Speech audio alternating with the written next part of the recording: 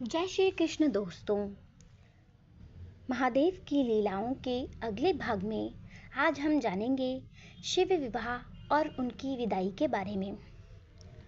नगर में मंगल गीत गाए जाने लगे।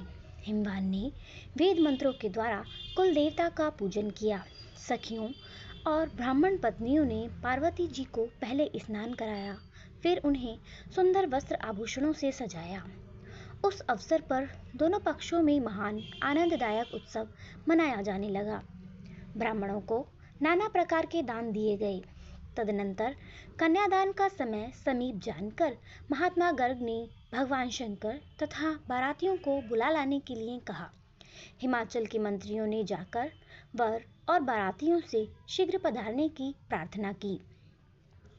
भगवान शंकर को सुंदर वस्त्र आभूषणों से सजाया गया और उन्हें वृषभ की पीठ पर बैठाया गया। सभी बाराती भगवान शिव को आगे करके नाना प्रकार के बाजे बजाते और नृत्य करते हुए उनके पीछे पीछे हिमाचल के घर चले।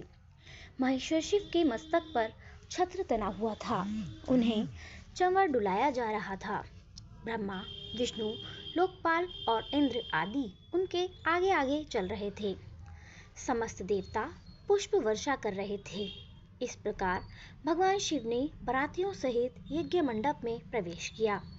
हिमाचल ने महेश्वर और सभी देवताओं की विविध भांति से पूजा कर उनकी आरती उतारी।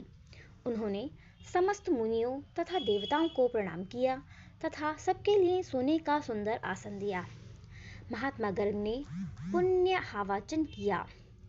पार्वती जी के अंजलि में आंचल भरा गया।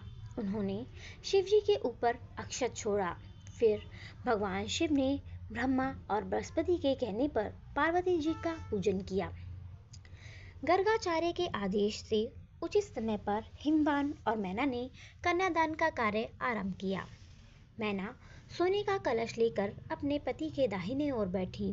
पुरोहित ने अर्घ्य, पाद्य, चंदन और वस्त्र देकर भगवान महेश्वर का वर रूप में वरण कराया। वेदिका पर एक अत्यंत सुंदर सिंहासन था। भगवान शिव ब्राह्मणों को सिर नवाकर उस सिंहासन पर बैठ गए। तत्पश्चात मुनीश्वरों ने पार्वती जी को बुलवाया। सखियां श्रृंगार करके उन्हें ले आईं। पार्वती जी के दिव्य रूप को देखकर समस्त देवता सम्मोहित हो गए। उनकी सुंदरता अनिर्वचनीय थी। जगदम्बा और शिव जी की अर्धांगिनी समझकर देवताओं ने उन्हें मन ही मन प्रणाम किया। मुनियों की आज्ञा से शिव पार्वती ने पूजन किया। पर्वतराज हिमवान ने हाथ में कुश लेकर और कन्या का हाथ पकड़कर उसे शिवजी को समर्पित किया। जब भगवान शिव ने पार्वती जी का पाणी ग्रहण किया तब सभी देवता अत्यंत हर्षित हो गए। श्रेष्ठ मुनिगण वेद मंत्रों का उच्चारण करने लगे। चारों तरफ शिव जी की जय जयकार होने लगी। अनेक प्रकार के बाजे बजने लगे। आकाश से नाना प्रकार के फूलों की वर्षा हुई। शिव पार्वती का विवाह हो गया। सारे ब्रह्मांड में आनंद भर गया। हिमवान ने अनेकों दास दासी, रथ, घोड़े, वस्त्र और रत्न आदि गाड़ियों में लदवाकर दहेज में दिए। फिर हाथ जोड़कर उन्होंने कहा, हे शंकर, आप पूर्ण काम हैं, मैं भला आपको क्या दे सकता हूँ। ऐसा कहते कहते हिमवान ने अश्रुपूरित नेत्रों से शिव जी के चरणों को पकड़ लिया। भगवान शिव ने अपने ससुर को उठाकर हृदय से लगा लिया तथा उन्हें समझाकर संतुष्ट किया।